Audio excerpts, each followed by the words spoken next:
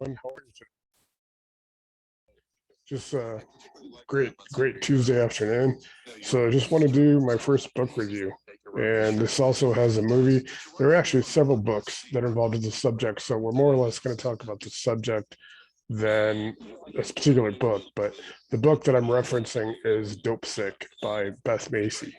And there's also a current Hulu series starring Michael Keaton as a doctor, and his character actually starts out reluctant to prescribe opioids to his patients, but a smooth talking pharmaceutical salesman convinces him to, and it basically snowballs from there, where his character actually gets addicted himself and goes through legal problems, losing his license, going to rehab, eventually getting his license back after probation, and going into the addiction business afterwards.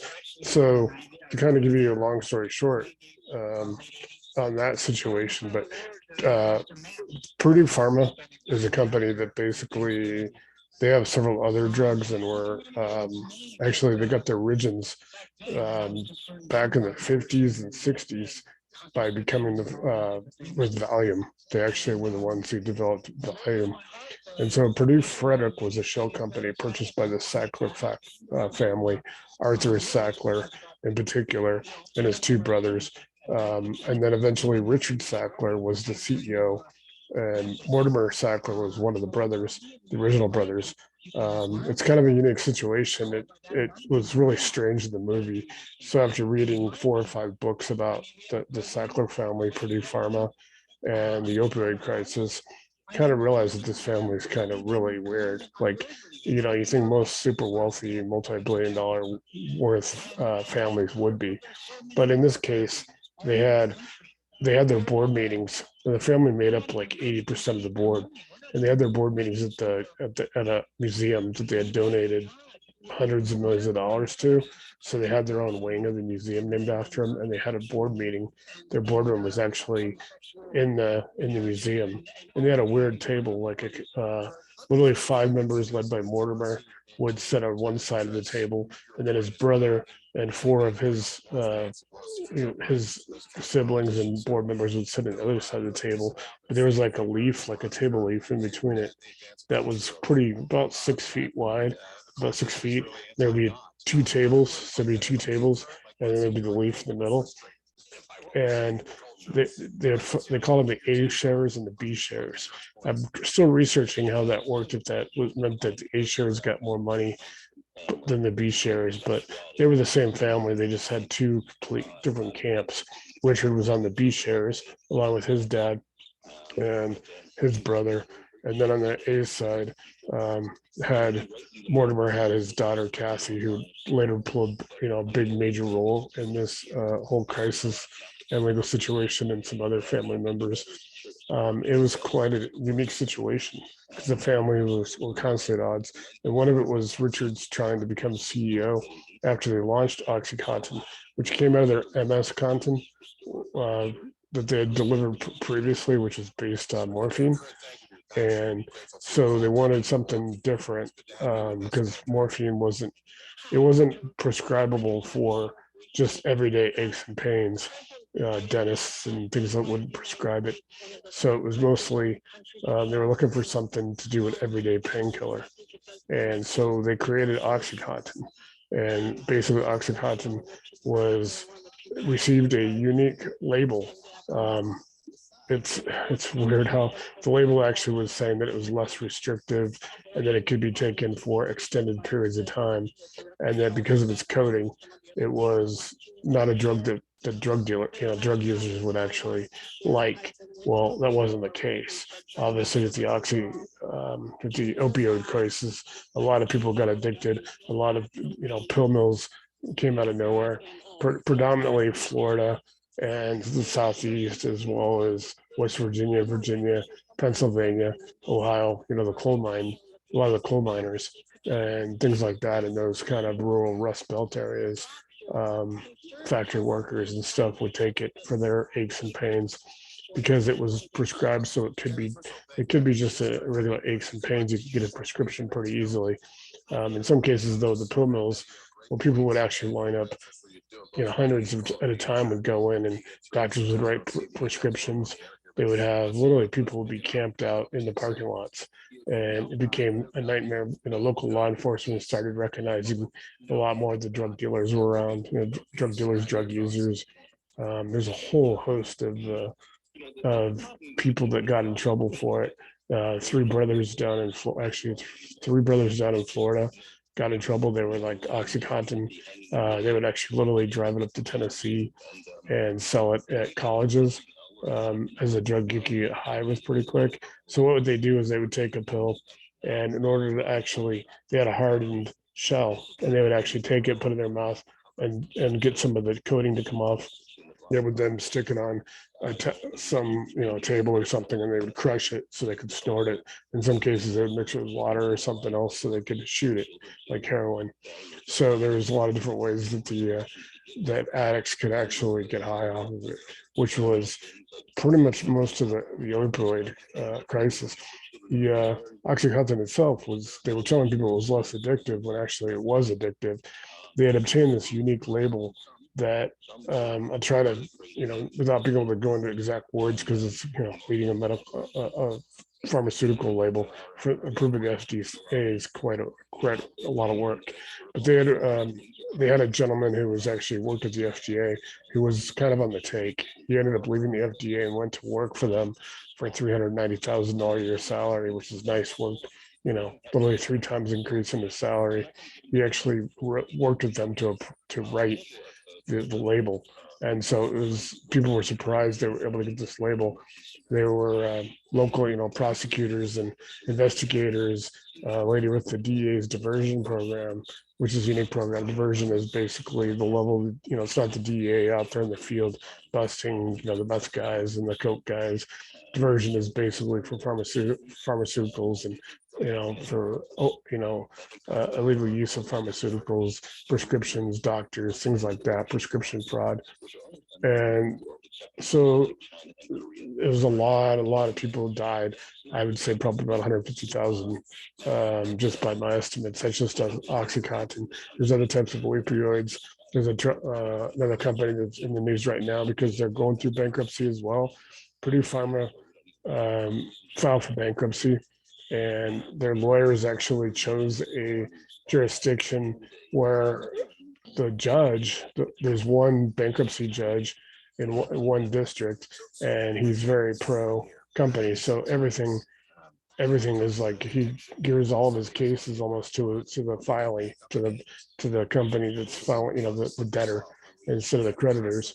So all the rulings are in their favor. So after a while, prior to actually to the bankruptcy filing itself, an aggressive federal prosecutor named John Brownlee, whose dad was a congressman. I mean, I think he was actually a senator. He was, and then he was also Secretary of the Army. So obviously a very powerful politician. But his son John had been an Army officer, and he was a federal prosecutor in West Virginia. And he worked with two of his prosecutors. They actually were trying to get multiple felonies. They wanted to go after, and this was a years long. It took them 5 or 6 years. That's all they did. They worked out of their offices out of a strip mall. They got resources because the Justice Department wouldn't give them resources, and they gave them a bunch. They got resources from like the state of West Virginia and Virginia's Medicaid fraud units gave money, gave investigators, things like that. And so they got a lot of their resources from outside of the Department of Justice. At one point, they got called into the Department of Justice, the U.S. Deputy Attorney General's office, because the U.S. Deputy Attorney General thought it was Purdue Chicken, the Purdue family, like Sonny Purdue, former Agricultural Secretary, Purdue Chicken, which is spelled Perdue instead of Purdue. So he actually thought it was Purdue, the chicken company, and which is, here's a Deputy Attorney General of the United States who mistaken that. But once he was explaining the situation, he gave him the green light. So they were aggressive. They pursued. They wanted to get felonies on the Sacklers themselves. No one had ever been able to get the Sacklers for anything, hold them responsible. They ended up getting 3 of their company's executives on misdemeanors. and they all, they turned around and each one of them got like a $5 million bonus for taking a misdemeanor because it basically effectively barred them from being in the industry for a certain period of time. One was their longtime fixer and attorney. Another one was their chief operating officer. Another one was the chief medical officer of Purdue. They all took the fall. So a lady also, who was a nun, worked with a couple of the victims' families in West Virginia, as well as an addiction doctor, and they banded together and formed a coalition that basically, I mean, they would literally protest at all the museums. I mean, the Sacklers are involved in the arts and culture. They had museums like in Paris, in New York, New Hampshire, Maine, all over Boston, things like that. They had a lot of colleges around the country they had donated millions and millions of dollars to. They eventually became piranhas because of all the protests and all the the coalitions and things like that. They became pariahs. They weren't invited to the galas anymore, or the concerts and the events and the museum openings and the shows and all that. Their names got taken down off of many buildings that they had financed. I mean, the Sacklers had financed a couple $1 billion. They estimate that $35 billion of OxyContin was sold, and the Sacklers themselves siphoned off 10 to 12 billion of it. Keep in mind, it's a private company, so there's no shareholders or stockholders outside of the family. So they basically could do what they want. It was their profit.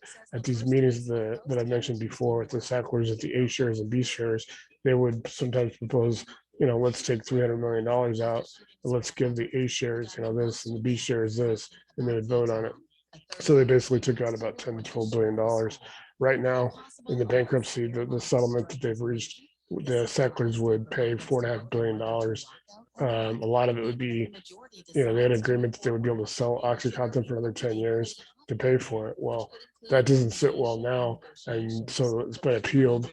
There's a lot of what they call third-party releases in bankruptcy, which a lot of the vendors and stuff like that, pharmaceutical companies would actually get released from liability. Well, that doesn't sit well with people. They want the Sacklers to actually face charges themselves because this agreement that they signed for $4.5 billion, they basically wouldn't get prosecuted or held liable for future claims. So there's a lot of issues there. I'm going to be keeping following up. I'm going to do it.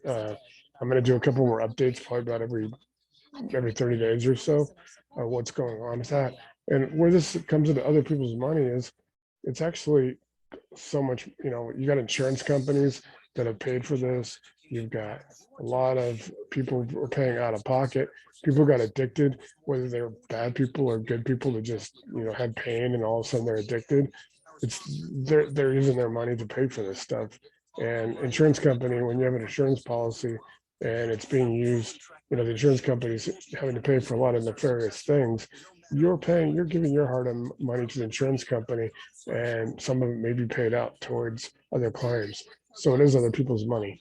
So I'm very, like I said, I would recommend you guys going on to Hulu, watching the Dopesick. It's 8 episodes, so it's about 8 hours with Michael Keaton, and also reading the book Dopesick by Beth Macy. It's available at the local public library. The public library is one of the best inventions ever in the history of man, because you could also go to Barnes and Noble, Amazon, things like that, and you can actually buy it.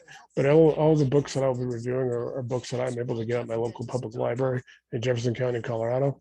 So I'm able to, I'm gonna have a second book review today because I've promised you guys a couple of them, but I'm gonna probably be doing about 30 to 35 books over the summer. Some have movies related to them. We're gonna go next week into Theranos and a couple other recent things, Martin Shkreli and Billy McFarland from Fire Festival, because both of them just got released from prison. We'll be talking about Bernie Madoff, the 2008 financial crisis. Next week, I'll be doing The Big Short, which is a book and a movie, and Too Big to Fail is related to that, which is a great movie and a great book written by Andrew Sorkin. So we're going to see a lot of good stuff that deals with money and finance. And I'm starting a second channel within my channel that'll basically be going into scams, Ponzi schemes, things like that. And then I have a third one coming out that'll be pretty interesting. I haven't worked it out yet in my head, so I'll be announcing it hopefully next week. So it'll be 3 channels. all connected. But like I said, Dopesick is a fascinating world in the world of opioids, and it's obviously a huge thing. Obviously, fentanyl, which is going on now, fentanyl crisis, but the opioid crisis still exists. A lot of people are on opioids. I mean, here's an interesting. So the Sacklers, they all the way went up to 160 milligram. The 160 was an oval. It was like big. It was almost like a horse pill, to be honest. It was so big that they couldn't make it round like all the other. They went up. They had a 10, they had a 20, they had a 40, they had a 60, they had an 80. They went all the way up to 160, and literally some people would be doing 400 or 500 milligrams a day, and it was just what they promised is that you could go 12 hours and then you have to take a second one so people could sleep through the night. The problem is it wasn't going 12 hours. So Purdue Pharma, in its interest of wisdom or scumbaggery, as I call it, said, "Well, just double the dose." So they would always with problems, they would always somehow either double the dose or they talked about individualizing the dose. That was a term they used in the marketing department. They would have these huge events that they would host. They would have doctors come and they would just basically, I mean, there were strippers there, all the booze, cigars, gifts, gift bags, things like that. Just a ton of freebies trying to get the doctors to prescribe it.